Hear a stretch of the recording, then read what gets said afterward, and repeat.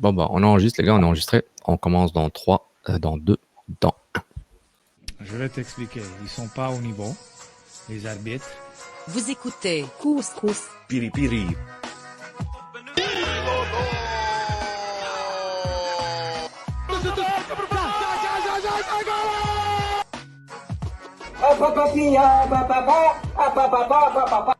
Ça m'emmène triste qu'on parle de concept d'attaquant buteur. Qui dit ça, là, publiquement? C'est quoi un attaquant buteur, bordel? Mais moi, Je pense que je ne me trompe pas, le Real Madrid ne font pas des séries ou le voit pas mondial. C'est comme. God never sleeps, man.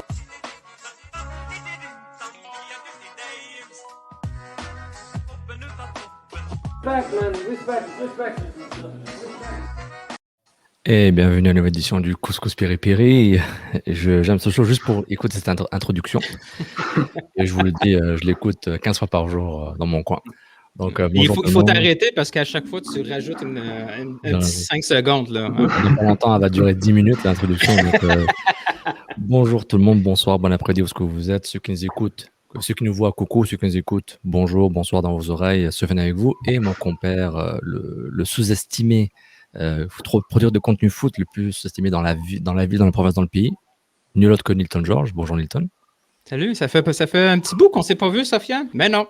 Mais non, on se voit 2 fois en 24 heures. On n'avait pas eu assez au dernier podcast. 3 heures, on s'est dit, hey, si on parlait presque de foot. Ouais. Comme on dit, culture foot, les mecs. Foot. Ouais. Ou culture on a foot. des invités spéciaux. Hein. Ça fait longtemps qu'on voulait les inviter, peut-être dans un meilleur contexte, un contexte un peu plus différent. Mais là c'était comme le must. Là, c'était le OK. Ouais. On l'envoie dessus, ce courriel-là. Là. Go. Est-ce qu'ils viennent à notre émission? Après 10 ans que j'essaie au début, les premières décennies, là, après j'ai arrêté, puis c'est un peu comme le Bigfoot, tu vois, on en parle tout le temps, mais on ne voit jamais, mais on les a, tu sais. C'est vrai. On va parler foot avec des membres des Ultra Montréal, donc j'accueille Max et André. Bonsoir, messieurs. Bonsoir et merci pour l'invitation. Ça fait longtemps qu'on veut venir, c'est juste de trouver le bon contexte. Il n'y a pas de problème, je comprends. On va parler de tout ça, évidemment, donc merci d'être là. Pour un disclaimer pour tout le monde, pour Nilton et moi, parce que même si on est un binôme, on pense pour nous-mêmes, mais je pense que la dernière fois qu'on va parler du rebranding de l'Impact CF Montréal, là, de façon détaillée, c'est la dernière fois qu'on va parler pour un bout, jusqu'à des changements, donc tout le monde est un peu tanné du sujet dans le sens, en termes de quantité, mais avec vous, c'est la qualité pour avoir votre perspective en tant que membre du groupe Ultra Montréal, donc voilà, on est là pour ça. Donc, messieurs, on y va sans transition. Max, André, un peu présenter qui vous êtes à Ultra Montréal, qu'est-ce que vous représentez et qui est Ultra Montréal pour la personne qui ne vous connaît pas du tout. Juste un peu présenter votre projet, entre guillemets. Vas-y, Max. Ok, moi, je considère que je suis un des membres qui s'implique beaucoup dans tout ce qui est confection des typos. Donc ça, pour moi, c'est une partie importante du mouvement et puis ça représente bien le groupe. Donc après, moi, je suis arrivé à Montréal en 2013. Puis j'ai très vite commencé à assister à des matchs dans la tribune supporter. Donc à l'époque, il y en avait qu'une et c'était à 132. Puis petit à petit, comme ça, j'ai intégré le groupe. Puis, je me suis fait connaître auprès des membres et puis eux aussi ont appris à me connaître. C'est bon. Puis André? Il était une fois, André. Oui, c'est ça. Moi, dans le fond, j'ai des billets de saison depuis, dans le fond, l'année avant la MLS en 2011. Puis, moi aussi, j'ai connu la culture ultra, la culture supporter en Europe. Donc, j'ai naturellement été attiré vers ça ici à Montréal. Puis, je suis impliqué avec le groupe depuis 2012-2013 aussi. Donc, à plusieurs niveaux. Que ça soit Tifo, que ça soit aussi au niveau de l'organisation en général. J'ai été sur le conseil là, de l'association des supporters qui rencontre le club aussi. Parfait. Puis pour ceux qui ne connaissent pas les Ultras, c'est un groupe de supporters qui suivent le club depuis un bout. Voilà quoi, c'est Ultra Montréal, vous êtes sur Twitter, Facebook, etc. À votre historique. Est-ce que qu'on peut dire que c'est très similaire au groupe de supporters qu'on voit ailleurs dans le monde? dans le sens, dans le classique, moins, j'enlève le côté violence, là, mais dans le style, c'est le même esprit. Comme vous avez dit, vous parlez souvent au club en communication, dans quelque chose sur sa relation quand on voit les clubs européens qu'on suit, les supporters, les groupes de supporters parlent au club, dialogue, etc. Les ultras font ça aussi depuis, je pense, 2002, je pense. Ouais, 2002, la fondation du groupe, qui était dans le temps au centre Claude Robillard. Puis, on a souvent des photos de ces années-là, des années du début, où ce que tu vois Daniel, là, qui est aussi sur Twitter, qui est un des cofondateurs avec 4-5 autres personnes avec des drapeaux qui ont l'air des fous, que personne ne comprend qu'est-ce qu'ils font en tribune. Est-ce qu'il en reste encore?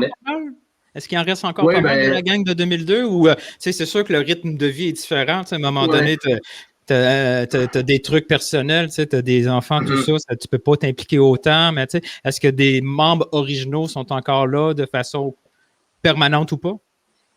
Ben, entre autres, Daniel est encore il est dans le COP. Il est moins impliqué dans le groupe, dans le quotidien, mais il est là à chaque match. Puis des fois, on le fait monter sur le capot stand juste pour que les gens l'oublient pas sa face. Mais oui, il y a plusieurs de 2004, 2005, 2007, 2008. Surtout 2008, 2009, il y a eu une grosse augmentation là, du noyau du groupe. Donc, il y a beaucoup de gens de ces années-là qui sont encore actifs. Comment ça fonctionne exactement, votre groupe? Là, pour les gens vous connaissent par votre démonstration. Une fois qu'il est organisé le groupe en match, on connaît votre style, tout ça, mais la préparation, là, avant, est-ce qu'il y a 2-3 personnes qui dirigent le groupe, qui l'organisent ou c'est des rencontres régulières? Le fonctionnement d'un groupe ultra là, comme le vôtre, ça ressemble à quoi au quotidien? Moi, je pense que on a un groupe qui est quand même pas mal de membres, donc c'est sûr qu'il y a des personnes qui ont plus d'affinités les unes avec les autres, donc souvent celles-ci vont discuter en privé d'une certaine idée, soit chant, tifo, peu importe, et puis ils proposent après au reste du groupe, et puis le reste du groupe, le modifie un peu, l'ajuste, ou le valide directement en fonction de l'orientation qu'on veut donner au projet. Quand c'est un tifo, quand c'est un chant, c'est pas un gros problème d'avoir avoir une espèce de consensus, mais quand c'est vraiment une ligne directrice, un vrai message, quelque chose que vous aimez pas, quelque chose que vous aimez, quand c'est un message un peu plus fort, c'est impossible que le groupe au complet soit en accord, ça, là, c'est sûr, mais comment que vous mettez, disons, comme un stamp ultra sur OK, cette fois-ci, on est d'accord sur ce message-là, c'est important qu'on l'envoie au niveau du public. Comment que ça se passe? C'est vraiment via la majorité. Donc, exemple, le communiqué qu'on vient de faire concernant le rebranding il y a 2 semaines, c'est quelque chose qui a été travaillé. On a 4-5 personnes qui travaillent sur nos communiqués, nos réseaux sociaux, ces choses-là. Puis, ça a été discuté, ça a été proposé. Puis, comme Max disait, ensuite, on le présente au reste du groupe. On modifie des ajustements, là. Oui, exactement. Puis, ensuite, on le publie. Donc, ça, c'est vraiment pour les messages, les lignes directrices, les messages qu'on veut envoyer, là, en général. Ce fameux groupe, est-ce que vous êtes vraiment que 200 personnes, comme on entend parler ces temps-ci, ou ça ressemble à quoi à peu près? Oui, c'est une bonne question. En fait, le COP, les derniers chiffres qu'on a eus, puis ça encore, c'est des chiffres qui nous ont été confirmés par des gens qui travaillent au club, mais sans le faire de façon officielle. Il y a environ 250 abonnés de saison là, dans la 132, puis une quarantaine maintenant en 131 aussi, que nous, les 2 sections qu'on inclut comme le COP Montréal. Puis parmi ces 300 personnes-là, mettons, ils sont divisés environ en 5-6 groupes différents, dont les Ultras Montréal, là, évidemment, mais il y a aussi Fonds commun, la section 131, Bolos Crew, qui est un groupe assez récent, les Montreal Boys. Donc, il y a plusieurs groupes avec plusieurs façons de voir les choses, mais on arrive quand même à s'entendre assez bien là, dans le cas. Oui, cette fameuse relation entre les groupes ultras, entre les groupes de supporters et tout ça. Et souvent, ce qu'on entend de l'extérieur, puis c'est sûr qu'on entend Les gens, quand les gens vont parler, c'est parce qu'ils vont se plaindre. Ils donnent souvent l'impression que vous prenez toute la place. Là, que c'est probablement vous qui décidez de certains trucs, puis vous prenez peut-être une place surdimensionnée. Comment ça se passe au quotidien? Est-ce qu'avec les autres groupes, est-ce que c'est des gens qui quittent votre groupe pour en partir un autre parce qu'il y a une affinité un peu moins forte, ou c'est tout simplement un regroupement qui se fait, puis après vous communiquez? Comment une relation débute entre votre section et une autre? Ça se passe comment habituellement? Pour les autres groupes, pour ce qui est si on parle de tous les groupes du COP, souvent il n'y a pas d'anciens ultra dans les autres groupes du COP. C'est comme généralement quand on est Ultra Montréal, on reste Ultra Montréal. Après, je connais pas beaucoup de monde qui a quitté le groupe pour se partir une business sur un coin on the side. Ouais, ça n'a pas marché en tout cas.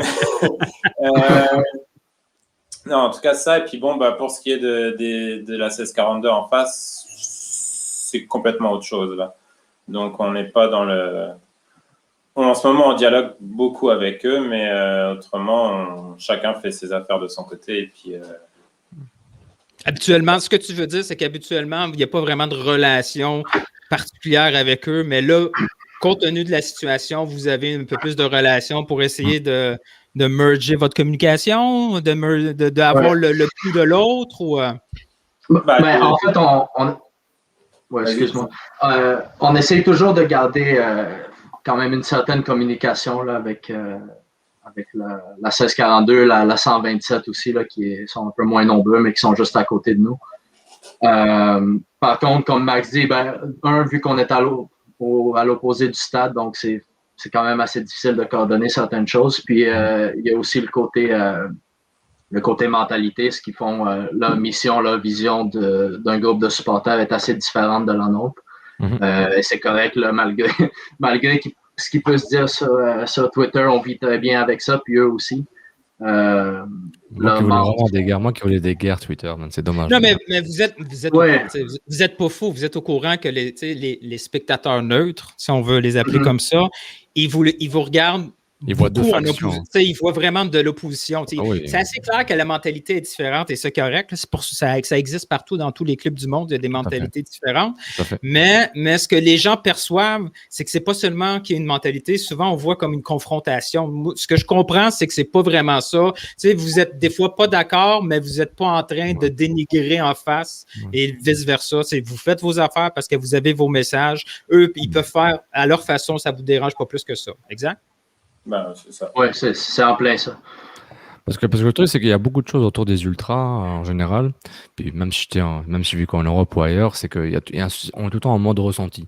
Je ressens qu'il y a des rumeurs mais il n'y a pas de rumeurs du tout là, mais genre, il y a confrontation, il n'y a pas de confrontation, vous êtes dans votre coin, vous n'êtes pas dans votre coin. Vous voyez, il y a tout le temps des. Comme vous ne communiquez pas, parce que sinon, vous n'avez pas d'entreprise, là, vous n'avez pas que ça à faire. Puis vous avez choisi depuis le début, quand je vous contacté il y a 10 ans, que vous parlez en public, ça ne vous intéresse pas. Puis c'est correct, vous n'êtes pas là pour faire des cover shoots de magazine GQ là, et de Elle Magazine. Vous envoyez du gear à des influenceurs, c'est ça qu'il faut faire, les gars. Ça ne s'entend pas dans la couverture de Elle Magazine, là, c'est pas votre truc là, au Châtelaine, mais c'est plus pour dire que c'est un truc que je vous avais dit. Alors, quand je dis vous, genre la personne qui l'encourait dans le Twitter DM il y a quelques années, genre, il faut parler un peu juste pour un peu parler foot là, mais je comprends le choix. Vous comprenez qu'il y a comme un ressenti que comme c'est un peu mystérieux, glauque, pas de côté négatif, mais plus genre flou. Vous évoquez, c'est le upside down world, là, c'est un autre monde. Vous voyez un peu la perception que ça pourrait donner, tu vois. Donc c'est pourquoi quand des fausses guerres de factions arrivent, il n'y en a pas vraiment. Puis et ça, je le savais. Mais c'est juste pour vous expliquer la perspective de gens que eux, de l'extérieur, Mais ça fait aussi un peu partie de la culture ultra d'avoir ce côté un peu mystérieux. Et puis nous, ça nous dérange pas plus que ça. Au contraire. Non, c'est votre choix. Moi, j'explique juste la perception. C'est bien de comprendre, parce que si c'est clairement votre objectif d'être là, gars, on va parler quand ça vaut la peine. Autrement, vous laissez aller les choses. C'est un peu votre façon de faire, exact? En fait, on a choisi on aime beaucoup mieux s'exprimer via les outils qu'on a au stade, donc via des bannières, via des typos, via nos chants surtout. C'est là qu'on est à notre mieux puis qu'on a le plus d'impact avec le mauvais jeu de mots. sur le terrain, sur les joueurs aussi. Puis on l'a vu à travers les années là, que certains messages sont encore qui ont été repris par le club, dont le fameux Whatever It Takes qu'on avait mis à l'époque, qui a fini par être sur le col d'un chandail du club. Donc c'est des choses qui restent à travers l'histoire. Le club est bon à faire ça, à reprendre des choses. Mais ouais. Ok, je fais pas ça pour vous confronter. Hein. Je mets un peu que l'avocat du diable pour dire, parce que moi je sais, vous, ce qui vous intéresse, c'est genre fumigène, drapeau, chant, camaraderie, supporterisme, ambiance, football, but, pas but. D'autres sont pas là pour le foot, sont juste là pour l'ambiance et juste sauter comme des fous. Chacun a son propre truc, vous n'êtes pas homogène. Même vous qui parlez, vous parlez au nom des ultras, mais vous ne pouvez pas représenter tout le monde. Il n'y a pas un cerveau. Exactement. C'est ça, donc c'est plus ça. On prend juste pour que les gens qui nous écoutent et qui nous regardent, alors quand vous êtes représentatif, mais pas de tout et en tout temps. Donc, je trouve ça très difficile à nouer en général dans la ville de faire ça. On rentre dans le rebranding, is it time? Ouais. Bon, allons-y. Bon. Mais la question la plus simple, ça a été quoi votre prom? Parce que on était préparés, là. C'est pas une réaction à chaud. Là. Ça faisait plusieurs semaines qu'on savait que ça s'en venait. On peut aimer ou ne pas aimer le choix du nom, le choix du logo. Selon moi, dans notre conversation, c'est quasiment pas important. C'est le fait de changer qui provoque un choc chez les supporters, dans votre groupe à vous. Qu'est-ce que ça a provoqué en vous comme sentiment principal? Vas-y, Max. Vas-y. Bon, c'est sûr que nous, quand on voit la nouvelle qui sort dans ces Radio Cannes, tout ça, exact. On en discute entre nous, on se dit, on ne sait pas du tout à quoi s'attendre. Donc là, tout de suite, on essaie de contacter le club. Le club nous répond qu'ils ne commandent pas les rumeurs, blabla, comme ils ont dû répondre à peu près à tous les gens qui leur ont posé la question. Donc, on finit par... Max, je peux-tu t'arrêter 2 secondes? Puis tu n'es pas obligé de répondre à cette question-là. On contacte le club. Vous parlez à qui au club? Vous ne parlez pas à votre représentant des ventes. Là. Non, mais il y a des personnes au club qui sont en charge de communiquer avec les groupes de supporters. OK. Ouais. Et puis, ce que vous leur dites est relié à la direction de... Enfin, vous savez que votre message a été relié à la direction. La direction, ça peut ça peut autant inclure Nick DeSantis, Joey Saputo, Adam Braz, que maintenant qu'avec Guillemot et Renard. Genre, mais il y a quelqu'un qui son rôle à lui, c'est de vous parler. Ouais. Ouais, on ne va pas nommer son nom ni son poste juste par respect là, pour la personne, mais c'est quelqu'un qui est dans l'exécutif du club et qui communique quotidiennement là, avec Gilmore ou même avec Joey. Donc, votre message ou votre question, vous le savez qu'elle a été entendue par les personnes qui doivent l'entendre. Ouais. Nous, on voulait déjà savoir si c'était vrai. Ouais. Et puis, si c'était... Puis, dans le cas échéant, si c'était vrai, on voulait dire que nous, ça nous faisait vraiment peur. OK. Mais après, ça, c'était pas... C'est ça que, à l'époque, en décembre, quand les rumeurs sont sorties, on avait encore un certain espoir que ça allait être un rebranding au niveau du logo, où les couleurs allaient être modifiées un peu, mais qu'on allait garder le nom Impact Montréal tel quel ou avec une petite modification, mais sans changer l'essence du nom du club en tant que tel. Okay. Le changement de nom, tu sais, Max t'a parlé de peur. Vous avez peur de quoi exactement? Peur de perdre l'histoire du club, peur d'un changement d'identité, peur que c'est un tout nouveau club. Vous avez, peur, si ça veut pas, c'est un gros mot là, pour un club, mais essentiellement, qu'est-ce qui vous faisait peur? En fait, ce qui nous faisait peur, c'est ce qui est arrivé. On avait peur que ce soit exactement ça qu'ils nous proposent. Genre. C'était quelque chose de comme pas cohérent, qui allait à l'envers de tout ce qui avait été fait avant. Il y avait toute une histoire avec l'Impact, puis on sentait que M. Gilmore était arrivé vraiment pour faire du ménage, mais finalement, en fait, il a juste tout effacé, quoi. Le ménage, il voulait nettoyer quoi exactement? Est-ce qu'il voulait nettoyer le club? Est-ce qu'il voulait les tribunes? Il voulait la réputation? Non, je pense que c'était vraiment plus au sein de l'organisation. Il voulait essayer de clarifier des choses, et puis ça faisait plaisir à pas mal de monde aussi parce que c'était assez flou comment ça fonctionnait à l'Impact. On avait du mal. Il y avait Joey Saputo, on avait l'impression qu'il contrôlait tout. Donc là, c'est vrai qu'on se disait, il commence à avoir une structure un peu plus... corporate. Mais... C'est ça qui est un peu dommage avec tout ça, c'est qu'on avait le sentiment du côté sportif, puis même du côté de l'administration, qu'on s'en allait comme dans une bonne direction avec les Olivier Renard là, qui semblait faire des choses dans la même voie que Thierry Henry. Il s'en allait dans la même... Au niveau tactique aussi sur le terrain, ça commençait à ressembler à quelque chose qui était plus intéressant. Puis là, tout d'un coup, on arrive avec ça qui efface complètement les 27 ans ou les 28 ans précédents de l'histoire du club. Et juste pour revenir à ce qu'on disait au début, c'est qu'on a beaucoup de membres qui sont là justement depuis 10, 15, 20 ans, qui ont passé énormément de temps et qui ont dépensé aussi beaucoup d'argent à voyager, à faire rayonner le nom de l'Impact à l'international, que ce soit au Mexique, que ce soit ailleurs en Europe, dans d'autres stades. Pour la Ligue des champions aussi, à plusieurs reprises, on a voyagé, puis à chaque année en MLS là, aux États-Unis avec nos déplacements. Donc, la peur, c'est vraiment d'être coupé de cette histoire-là et de ces moments qu'on a vécu avec tout le monde. J'ai une question. Est-ce que vous avez l'impression excuse-moi, Nilton, est-ce que vous avez l'impression que,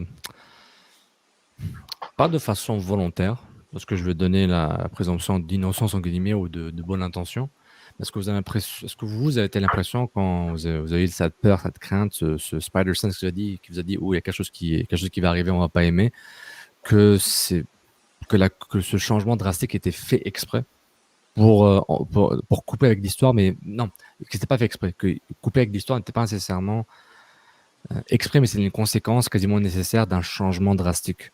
Vous dites, OK, on coupe avec l'histoire parce qu'on sait que l'Impact existait. Sandro Gardner était là, Biello, Benjamin Morango existent, Patrice Bernier était là. Je suis fatigué, là, etc. Ouais, donc, il est plus là, lui. Il est plus là. Donc, mais lui, c'est l'histoire de l'Impact, c'est ses matchs, etc.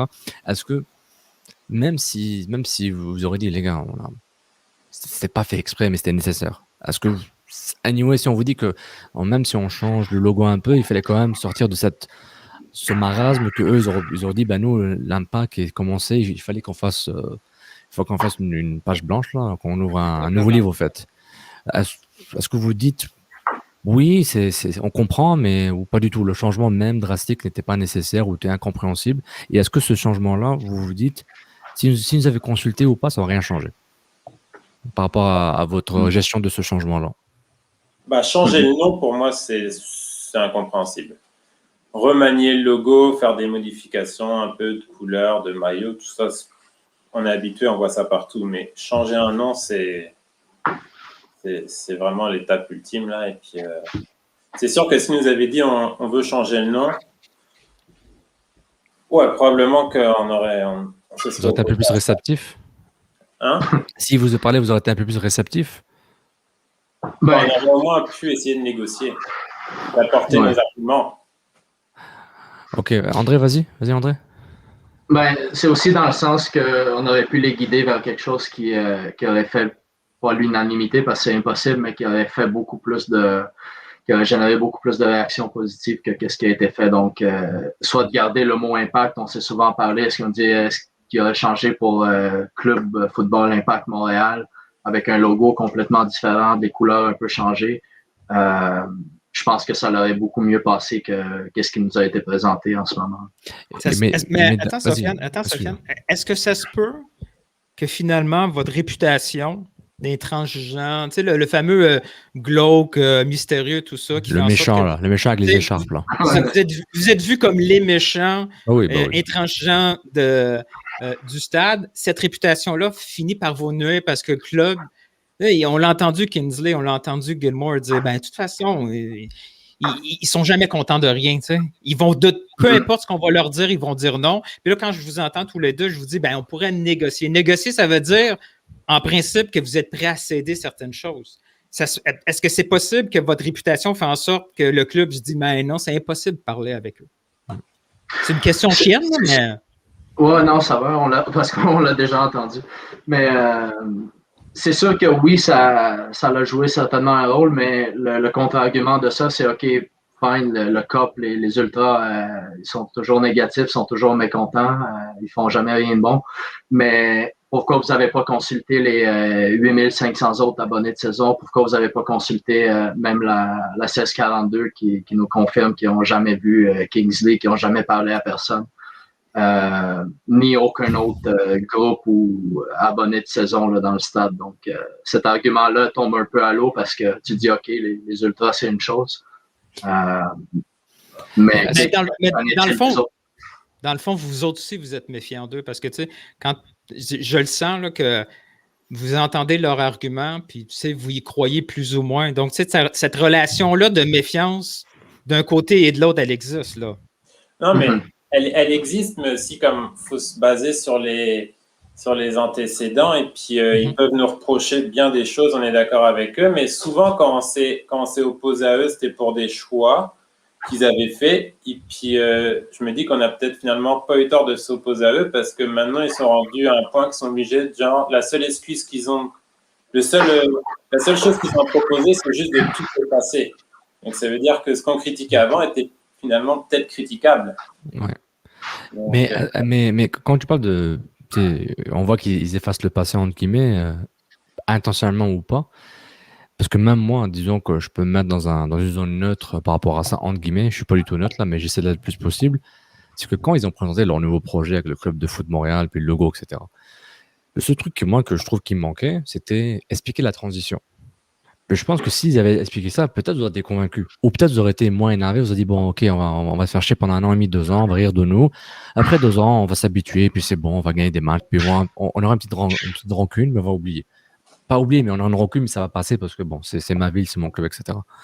Mais moi, je trouve que c'était une des choses les plus manquantes. Que tu n'expliques pas du tout la transition. Et ne pas expliquer pourquoi tu changes de l'impact à ça. Si c'est sensible, je comprends. Mais fais un effort d'expliquer un minimum. Et je trouve que la présentation les a nuit tellement qu'elle a été trop boiteuse pour le niveau de changement et le degré de changement qui a été fait. Et je trouve que c'est ça qui les a fait mal. Moi, je pense honnêtement aussi que radical, qu'on veut vous étiqueter en tant que groupe, là, peut-être des gens de radicaux dans votre groupe ou dans un groupe, mais en général, je pense pas que c'est un groupe radical tel quel. Là. Peut-être vous aurez été un peu plus adouci par rapport à ce choix-là s'il y avait une explication. Un minimum, parce que j'avoue, est-ce que vous avez eu des questions et des réponses internes? Non. Quand vous avez vu ce changement-là. Pourquoi? Ben, je ne sais pas. J'ai vu la conférence 3 fois, on ne sait pas encore. Ah ouais, mais il n'y avait pas de... Ouais. Mais j'ai du mal à croire qu'eux croient vraiment à leur projet, là. Ok, vas-y. Mais c'est fort, parce que ces gars-là, ce groupe-là, ce petit groupe-là travaille depuis 18 mois, 2 ans. Puis là, tu me dis qu'ils ne croient pas au projet. C'est une équipe de marketing. Ils ne sont pas énormément, à mon avis. Puis eux, ils voient que la réussite via le marketing. Ouais, ils pensent qu'il n'y a que ça qui va faire que l'équipe va marcher. Il y a plein de clubs comme ça. On voit, et c'est toujours les mêmes entraîneurs pourris. C'est toujours le recrutement pourri. Mais par contre, ils changent le logo et puis un peu le maillot et puis ils font c'est bon. C'est bon, c'est dingue. Mais on sait tous très bien que si l'équipe elle joue mal, t'as beau avoir tout changé, il n'y aura pas plus de monde au stade. Hein. Les gens qui ne venaient pas avant au stade, ils vont dire ils jouent toujours aussi mal, j'y vais pas. Et pour revenir à ma question trop longue, je vais raccourcir. T'as commencé à répondre, Marc, merci, mais je vais la raccourcir. J'ai réalisé que j'ai perdu tout le monde, je pense. Si on vous a expliqué le changement, publiquement, est-ce que vous l'aurez mieux accepté? Vous dites non, basta, Fadjet, moi j'accepte pas parce que c'est mon club, tu changes pas le nom comme ça. Pas au niveau du nom. Le nom, c'est quelque chose qui était vraiment ancré dans notre ADN, si on veut. Puis, comme on l'a expliqué aussi dans notre communiqué, puis plusieurs autres ont mentionné, c'est que le nom fait partie vraiment de l'écosystème d'un club de foot. Puis, c'est comme si tu arrachais la tête de cet écosystème-là volontairement. Donc, le nom, ça n'avait pas passé. Mais comme on disait tantôt, de mieux l'avoir présenté, surtout si ça fait 18 mois qu'ils travaillent sur ce projet-là. On a vérifié pour le fun quand ça l'a sorti. On a eu au moins 5, si c'est pas 6 rencontres face à face pendant plus qu'une heure à chaque fois avec le club. Donc, ces rencontres-là, Kevin Gilmore était aussi présent. Les gens avec qui on on fait affaire d'habitude, étaient là aussi. Puis jamais ce concept-là est sorti dans aucune de ces rencontres. On nous a tout le temps parlé de oui, on a des projets d'agrandissement sur le stade. Oui, on veut s'aligner pour la Coupe du Monde 2026. Oui, on veut travailler avec les groupes de supporters. Mais ils ont eu 1001 opportunités d'emmener ce point-là. De quelque façon que ce soit, ça n'a jamais été fait. Donc, c'est ça qui nous a frustrés encore plus de tout ce processus. Parce qu'à la conférence de presse, lors de la présentation, il l'a dit clairement. Là, c'est une des premières choses que Kevin Gilmore a dit au propriétaire Joey Saputo, c'est s'il était ouvert à un rebrand. Dès son embauche, même avant son embauche, c'était son premier dossier sur la pile, c'était le rebrand. Et vous l'avez jamais vu venir jusqu'au moment où Radio-Canada en parle. Pour vous, c'est une totale surprise. Ouais. Là, dans votre lettre, là, vous parlez de trahison, puis ça m'a un peu frappé, là, parce que quand on parle de trahison, ça implique qu'il y a une relation de fidélité ou de grande amitié, tout ça. Loyauté indéniable. Ça va dans les deux sens. Puis moi, quand je vous vois avec le club, j'ai comme, j'ai pas l'impression, là, mais je suis pas mal sûr de ça. Vous aimez beaucoup plus le club que l'inverse. Et moi, je me dis, comment ça se fait que vous ne l'avez pas vu venir? Je veux dire, tout le monde voit que le club, il vous accepte parce qu'il vous leur donnez quelque chose, mais si c'était quelqu'un d'autre, ça serait encore mieux. Comment ça se fait que vous vous sentez si trahi par le club qui, dans le fond, ne vous aime pas tant que ça? Là? Est-ce que c'était un wake-up call pour dire au fond... Non, mais Nathan a un bon point parce que est-ce que c'est juste. Moi, c'est sûr que dire ça de l'extérieur, vous êtes dedans. C'est sûr que de l'intérieur, moi, je vous regarde, je suis en plein milieu du stade, là, je vous regarde aller, puis je vais être honnête avec vous, je ne suis pas toujours d'accord avec vos opinions, puis ça, c'est correct, c'est normal. Des fois, je dis oh, right on, des fois, je fais ouf, pourquoi vous faites ça? Mais le club, à chaque fois que vous sortez un message, ils sont fâchés. Là. Donc, comment ça se fait que vous vous sentez si trahi? C'est sûr que pour eux, votre saut d'acceptation n'est pas si important que ça. Là. Je pense que le négatif ressort beaucoup plus aussi là, de l'extérieur, peut-être, parce que, juste donner quelques exemples, il y avait un sondage il y a quelques années fait auprès de la clientèle de l'Impact, puis la première raison pourquoi les gens venaient au stade, c'était même au-delà des performances, c'était l'ambiance. Puis, quand on dit ambiance, ça va avec les groupes de supporters. Et ça, le club le savent très bien. Ils savent aussi le plus qu'on peut apporter au niveau rayonnement, justement, avec tous nos tifos qu'on fait. Des trucs qui se retrouvent un peu partout en Amérique du Nord, dans les publications, en Europe aussi, dans les magazines qui traitent la culture foot. Donc... Mais justement, André, je me pose la question, est-ce que le club vous aime bien pour les jolies photos sur Instagram et sur les vidéos MLS et les cartes postales à l'aéroport? Puis le reste, on s'en fout un peu. Puis j'ajoute encore plus, si vous étiez 10 000 au lieu de 2 000, si vous étiez de 10 000, 2 000, ça serait pas pire déjà. 10 000, vous aurez un poids, même 5 000, 6 000, vous aurez un poids beaucoup plus intéressant déjà. La relation serait différente. Est-ce que vous le sentez, ça, ce shift potentiel? Oui et non, parce que si on regarde ce qui se passe ailleurs aussi, les équipes marketing, généralement, consultent jamais les groupes de supporters. Ouais. Donc, je pense qu'on pourrait être le double, le triple. Je suis pas sûr qu'ils... En plus de ça, je trouve qu'ils sont très rancuniers. Donc, une bannière un peu piquante, et puis ils l'ont à travers de la gorge pendant 5 ans. Ouais. Donc, c'est sûr que... Ouais, ils ont sorti un truc pré-MLS dans l'entrevue. On aura toute une section spéciale sur les ultras et Nick. On va en parler plus tard. Là. Je suis intéressé par ça. Là. D'ailleurs, juste pour revenir, Nilton, à ton point, là, ce qui a été dit, c'est un truc qui est complètement faux. Ce n'était pas une protestation par rapport au logo et à la transition à la MLS. C'était par rapport justement à ce que Nick avait dit. D'ailleurs, notre premier tifo en 2012 pour la MLS, c'est au stade olympique, là, les grandes lettres IMFC. Donc, on n'avait absolument rien contre ce changement-là à l'époque. Ouais, mais ça revient un peu à ce qu'on disait, votre manque de communication volontaire fait que de temps en temps, votre message, il est interprété. Ou pas du tout, et on crée un nouveau message. Puis ça c'est normal dans plein de choses. Là. Mais moi, Le truc qui me chicote quand même, là, c'est que moi, je me demande, c'est que je vois pas comment le club aurait pu consulter des gens sans qu'il le secret ne sort pas pour dire, OK, on va changer le nom. Parce que, regardez, je me mets dans le scénario qui existe en ce moment par rapport à l'Impact, CF Montréal. Financièrement, c'est pas un désastre, mais c'est très mauvais ce qui arrive avec le club. Vous vous en foutez un peu, c'est pas votre job, mais nous aussi, mais financièrement, c'est pas bien. Les billets sont pas assez vendus. Des clubs dans le fin fond des États-Unis vendent 25 000 billets de saison. Le stade, il fait juste 15 000, mais ils ont une liste d'attente. Ils voient ça, OK, il y a un problème. Sportivement, à MLS, et je le dis de façon claire, c'est une catastrophe ce club-là. Il y a des pics. Non, par rapport à l'investissement, ça commence à devenir dérangeant. C'est une catastrophe dans le. Il peut vendre demain matin, puis encore une fois, la famille, ça a plutôt fait plus d'argent avec un move. Donc, moi ce scénario-là. Non, mais j'oublie les mots. Je vais mettre un bémol. Mais en termes de performance sportive en MLS, l'impact, c'est pas très bon. On se souvient seulement des bonnes années, des Drogba, des belles danses, de Porter, c'est bien, mais le reste, c'est du néant quand même. J'essaie de négatif pour ramener ce point important. Est-ce que vous comprenez pourquoi le club aurait pensé à faire ça? Les gars, on fait pas assez d'argent, et sportivement, c'est catastrophique. Pourquoi on change pas aussi le branding tant qu'on y est? Tu sais, on fait un 2 pour 1. On ramène Renard Henry. Et moi, je vais faire mes process internes dans la compagnie pour faire que ça marche mieux, qu'on vend plus.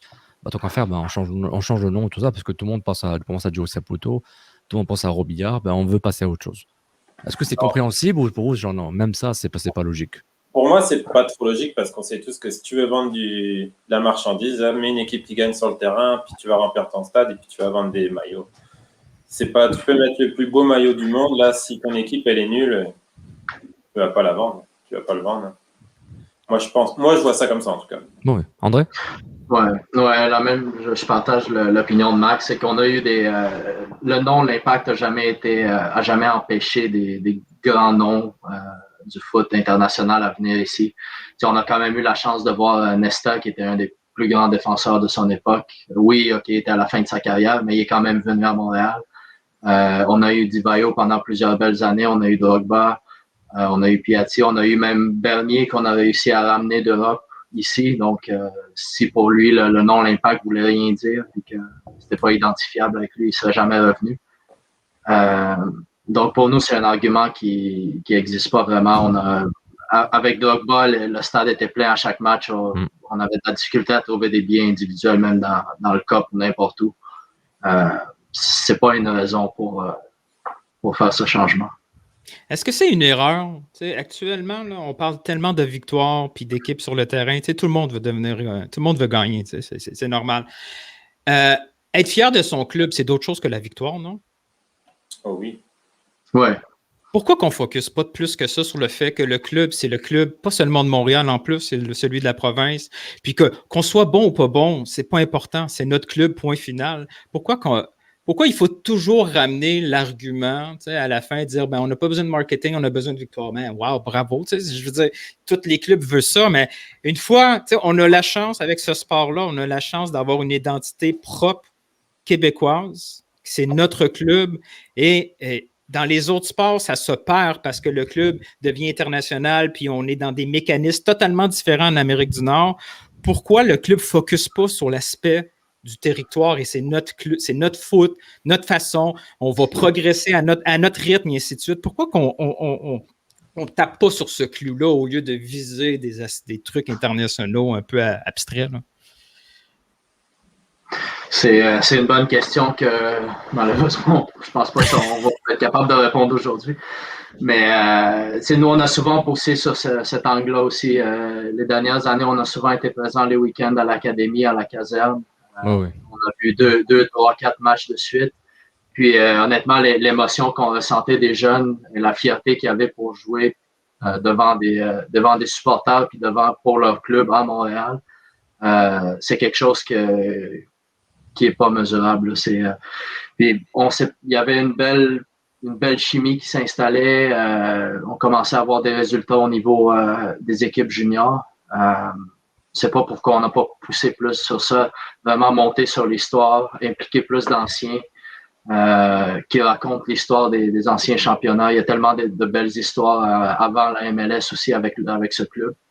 Il y a du matériel pour pour des années à venir, là, sans changer tout. Est-ce que c'est, même moi aussi, là, bien humblement, j'aimerais que le club revienne en arrière et qu'il finalement se rende compte que cette idée n'était pas si géniale que ça.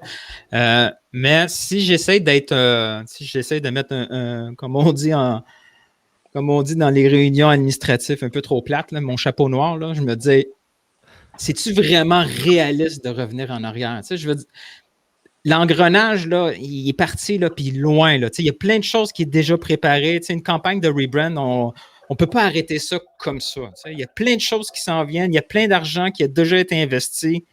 Est-ce que c'est vraiment réaliste et faisable de dire, OK, stop the press, on s'est trompé, on revient en arrière, on fait une pause.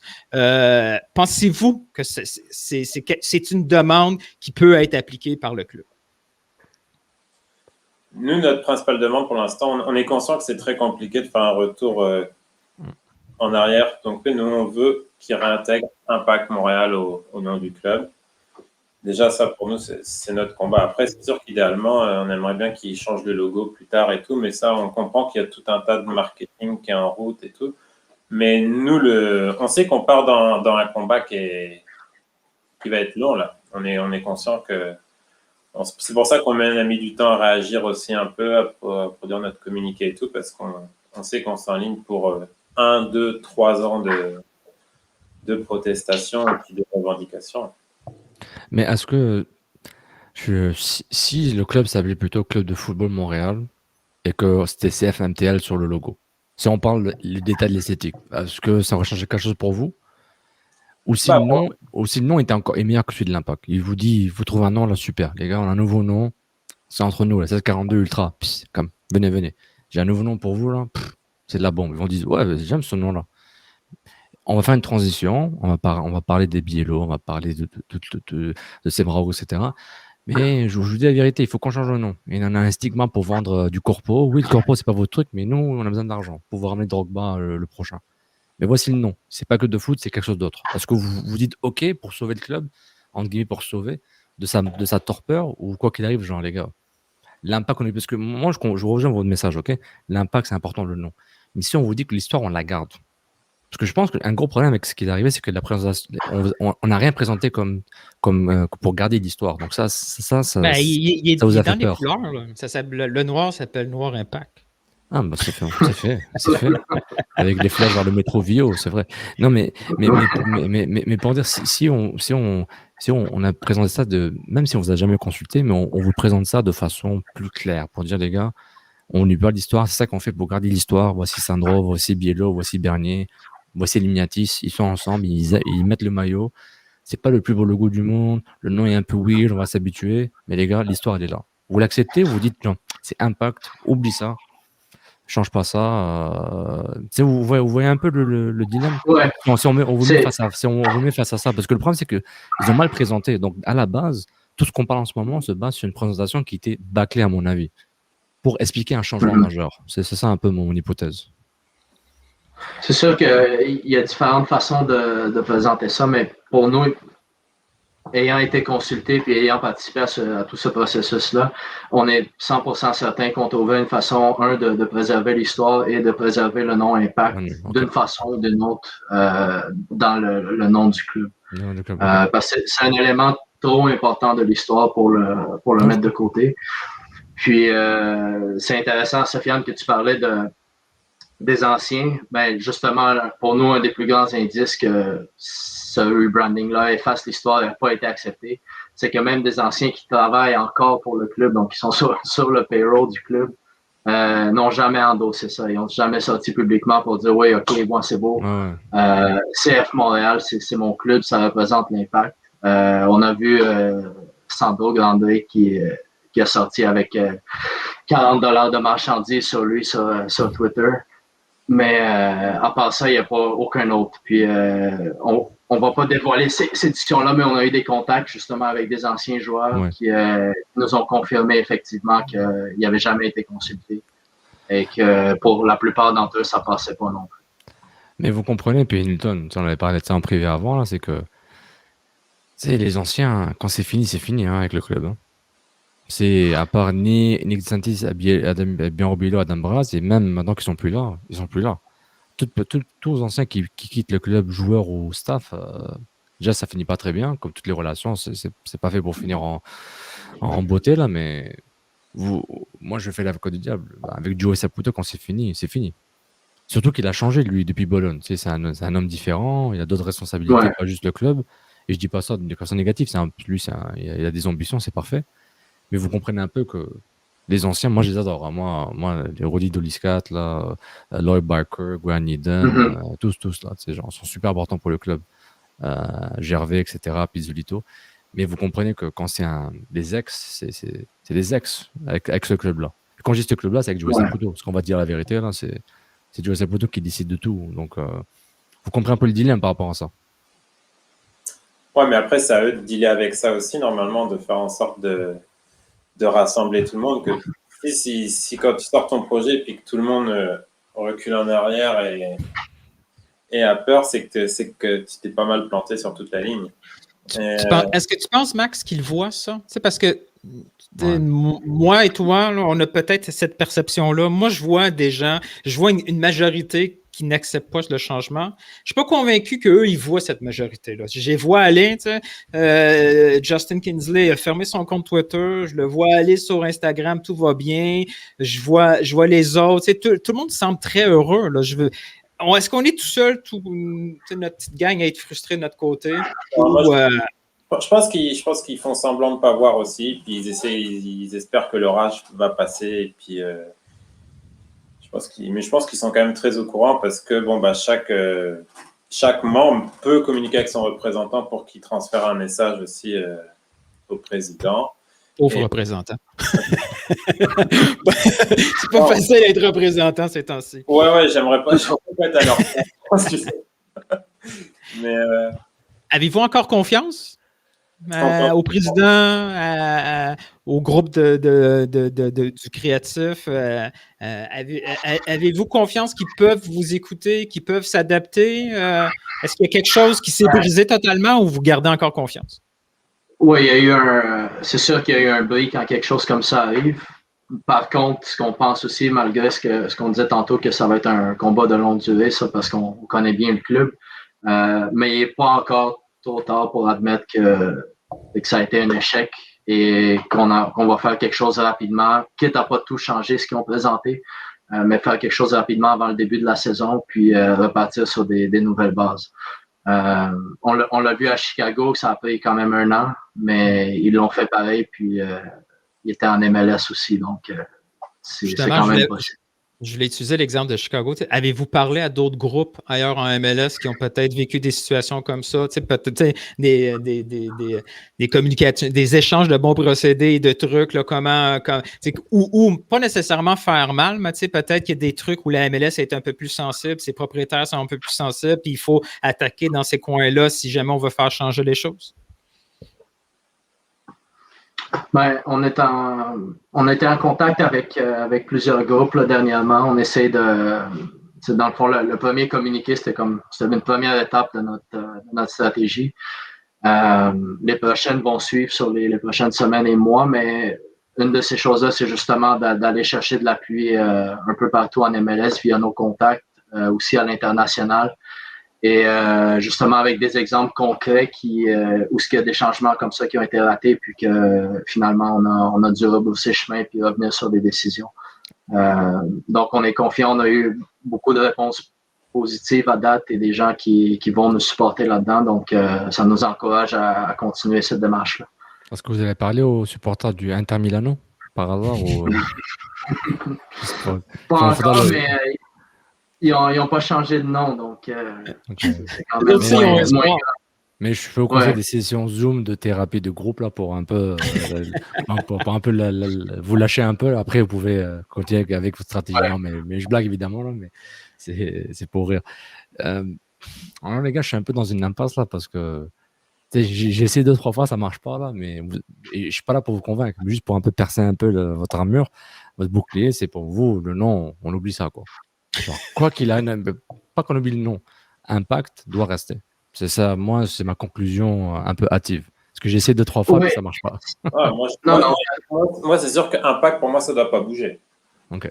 C'est dans le monde tous ceux qui connaissent un peu le foot, qui suivent un peu le foot, si tu dis un club de foot, Impact, tout le monde disait Montréal, c'était réglé. Il n'y avait pas de... Je pense que leur idée d'internationaliser les clubs, c'est un argument complètement bidon. Là. Moi, je pense. André? Ouais, je pense aussi. Et puis comme je disais au début, il y avait moyen de garder le nom Impact puis de rechanger même le nom en tant que tel. Ça aurait pu être positionné de façon différente d'échanger aussi. Si on voulait un côté plus francophone, il y avait moyen de faire quelque chose. Intégrer d'autres symboles dans le logo, choses comme ça. Parce que moi, le truc qui me confond, là, excusez-moi de parler encore, là, c'est que qu'il y a tellement de choses qui s'entremêlent. Genre, je me dis, on n'a pas expliqué le changement, la transition. Ok, on n'a pas consulté les parties prenantes. Ok. On est resté dans un vase clos. C'est compréhensible. Quand tu fais des changements comme ça, peut-être tu vas pas en parler à tout le monde. Ok. Des inconsistances dans la présentation. C'est pas un flocon, mais la menace dit ça c'est un flocon by the way. Ah oui, c'est vrai, c'est un flocon. Les casseroles s'accumulent. Donc je me dis, mais moi j'ai beaucoup de mal à savoir par où commencer pour essayer de pas de régler ça, mais de trouver une solution, un compromis. Vous voyez un peu ce que je veux dire? Parce que dans un scénario, ils vous consultent. Ils vous disent, les gars, quoi qu'il arrive, on va faire ça. Vous faites votre processus de stratégie de communication, on n'est pas d'accord, on va faire des boycotts, etc. pendant 2-3 ans, whatever it is. Mais ça ne change pas quand même qu'ils vous ont consulté. Donc je dis, nous, c'est bon, on est propre. On a fait notre travail, les parties prenantes ont été mis en cause, on nous a dit, on vous a fait signer un contrat de non-disclosure, vous dites rien s'il vous plaît, parce que sinon ça tue le truc. Mais vous, dans tout cas, vous n'aurez rien changé. Mais vous comprenez un peu le dilemme, genre je parle un peu par ma propre thérapie, je ne sais pas par où commencer. Il y a tellement de choses qui... Voilà, c'est un peu mon dilemme par rapport à ce rebranding là. Justement, il y a tellement d'aspects négatifs qui ressortent de ça que je pense que la première étape, ça serait de faire un mea culpa puis de dire, OK, ben, regarde, justement, ça, on s'est trompé. On est ouvert là, à communiquer avec les supporters, on est ouvert à les écouter, on est ouvert à mettre des changements de l'avant assez rapidement. Puis je pense que ça serait la première étape, mais comme on parlait un peu plus tôt, du moins publiquement, jusqu'à maintenant, il n'y a même pas l'ombre d'une reconnaissance de faute ou même qu'on a essayé de sortir des chiffres que... Ouais, ils ont essayé de dénigrer les opposants que d'essayer de les convaincre. Mais tu sais, ça s'enligne vraiment pour une grosse confrontation, puis vous êtes conscient que ultimement, autant vous allez finir par vous ennuyer de Nick DeSantis, là, aussi gros que ça. Là. Je veux dire, ça va finir comme ça. Ça va finir que vous allez faire du bruit, beaucoup de bruit. Vous allez avoir votre lot de suiveurs. Une fois que le stade va être ouvert, vous allez continuer à chanter IMFC. Vous allez continuer avec vos drapeaux. Je ne sais pas trop comment le club va réagir. Le club pourrait très mal réagir. Ça risque de... Je ne veux pas faire mon corbeau, là, mais ça peut dégénérer. Avez-vous comme un plan? Éventuellement, vous êtes prêt à aller jusqu'à où? Allez-vous faire, comme on voit ces temps-ci, la grosse tendance en Europe où vous allez chanter, demander des démissions? Êtes-vous prêt à aller très, très loin? Ou vous allez être simplement des soldats un peu tranquilles, continuer à manifester et espérer que le monde va vous suivre? On n'est pas rendu à demander des têtes de qui que ce soit pour l'instant. Là. Puis on veut que ça continue à tranquillement... On espère qu'il y aura un dialogue, en tout cas. Puis si on voit qu'il n'y a pas de dialogue, c'est sûr que petit à petit, les protestations vont s'accentuer. Mais je pense que j'ai confiance quand même en Joey Saputo pour ça. Peut-être qu'un jour où il en aura, l'équipe va perdre, il va entendre impact dans la tribune et puis il va se fâcher. On connaît son côté impulsif. Vous allez mettre une poubelle pas loin là, pour le provoquer. Oui, c'est ça. pas loin du nouveau logo. Mais non, je pense que c'est un bon point, effectivement. C'est que même, je pense que c'est justement DeSantis qui parlait de ça dans une entrevue la semaine passée, c'est qu'il ne comprenait pas comment Joey a pu accepter quelque chose comme ça à son projet, à son bébé c'est sa fondation depuis Dans le fond, depuis 93. Vous êtes dû pour un chant pour Joey Saputo. Là. Il y a besoin d'amour. Il a besoin de ressentir qu'il n'est pas tout seul. Là. Pour les 25 ans du club, on lui avait remis un petit trophée. On lui avait montré quand même qu'on a respecté énormément ce qu'il avait fait et ce qu'il faisait pour le foot professionnel au Québec. Et il faudra être aveugle pour un... Tout à fait. Mais je suis un peu flou avec vos histoires de petites guéguerres avec Ned DeSantis, là, juste avant la MLS. Là, je ne sais plus ce qu'il avait dit à Radio-Canada. Là. Je ne sais plus ce qu'il avait dit pour être ce qu'il a provoqué à dire que vous n'avez pas de vrais supporters. Je ne sais plus pourquoi. Genre, j'étais au stade quand vous êtes sorti du stade de revenu, durant l'inauguration du nouveau logo et du nom. C'est le même nom, Impact Montréal FC. Là. Ouais. Je me rappelle plus, je sais plus ce qu'il a fait dire, ce qu'il avait dit là, je me rappelle plus. Mais est-ce que maintenant Nick c'est un allié? Est-ce que vous lui avez parlé depuis qu'il a quitté le club ou genre vous l'avez en DM sur WhatsApp quelque part? Je sais pas moi. Non, mais je pense que lui aussi a fait vraiment une coupure avec l'organisation quand il a quitté. Il a quand même passé beaucoup d'années en tant que joueur, en tant qu'entraîneur, en tant qu'administrateur du club. Puis c'est sûr qu'on a eu nos différends. À la base, ça a commencé sur le plan sportif, puis ensuite, ça l'a dégénéré vers d'autres choses. Ouais. Ce que vous l'avez critiqué, c'est sur le sportif, là, en 2010-2011, je pense. Puis il n'avait pas aimé ça, puis là, vous avez dit que vous n'avez pas de vrais supporters, c'est ça? Oui, exactement. Puis ensuite, ça l'a escaladé jusqu'au fait qu'on sorte à la demi du stade. Ouais, au dernier match. Puis ensuite, Joey qui avait renchéri qu'on n'aurait jamais dû nous laisser rentrer à la mi-temps. Vous avez fait vos recherches pour cette histoire-là. Moi, j'étais, puis je suis pas sûr que Jesse Marsh s'est dit this is good. Je pense qu'il était là-bas, Jesse Marsh, je pense. Il était déjà au stade, je me rappelle. Mais ce qu'il faut, c'est que est-ce qu'on continue sur le rebranding, Nilton? Moi, je peux continuer pendant longtemps. Là. Non, mais...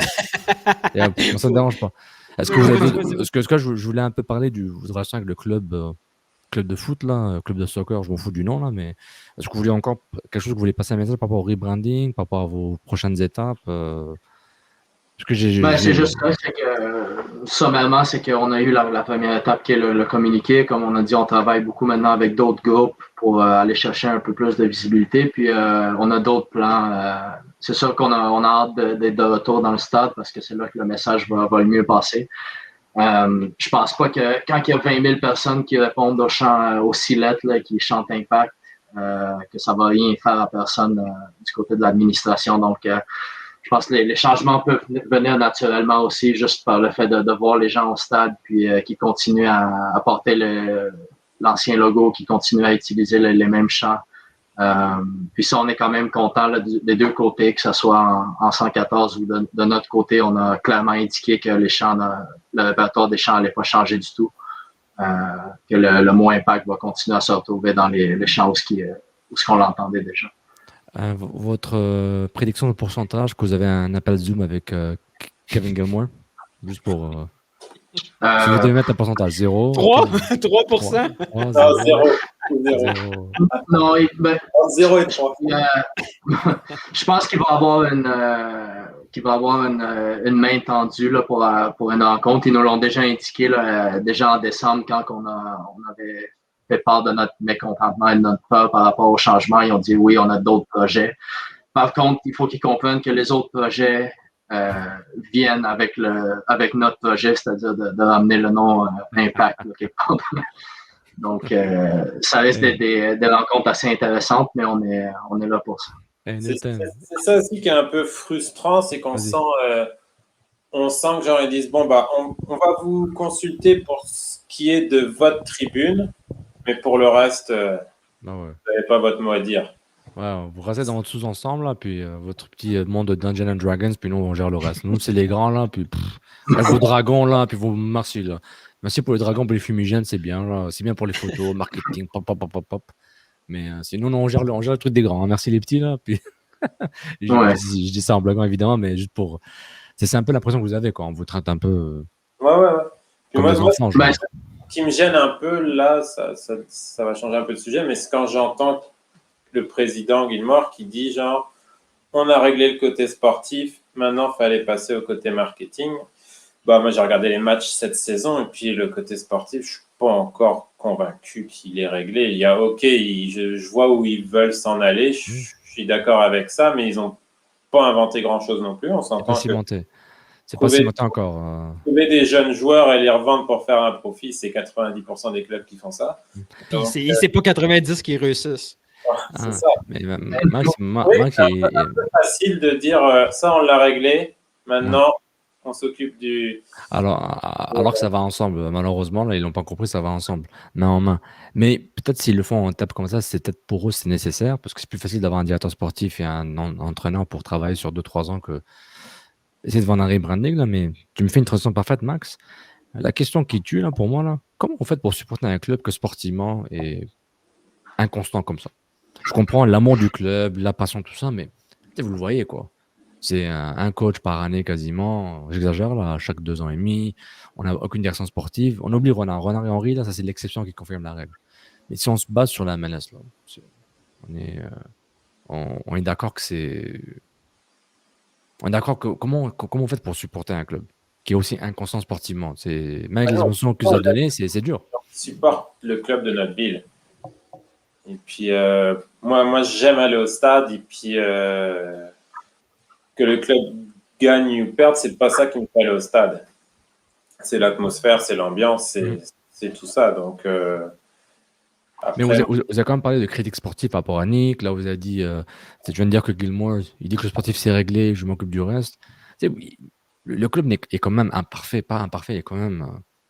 C'est quand même faible pour moi, là, comme fan de foot. Pour un club qui joue pas en promotion ou relégation, je me dis, pourquoi vous êtes aussi inconstant que ça? Pourquoi vous êtes tout le temps farfelu, tout le temps improvisionnel? Pourquoi vous attendez le DP magique qui va régler vos problèmes alors que c'est pas un modèle d'affaires qui va marcher là, dans le foot là, de façon consistante?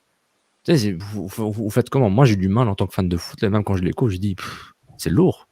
Il n'y a pas de ligne directrice. Vous dites, oui, vous êtes loyaux, vous êtes loyauté par rapport au club, à la ville, mais tu sais, vous avez des émotions internes, vous dites, mais merde, c'est n'importe quoi ça.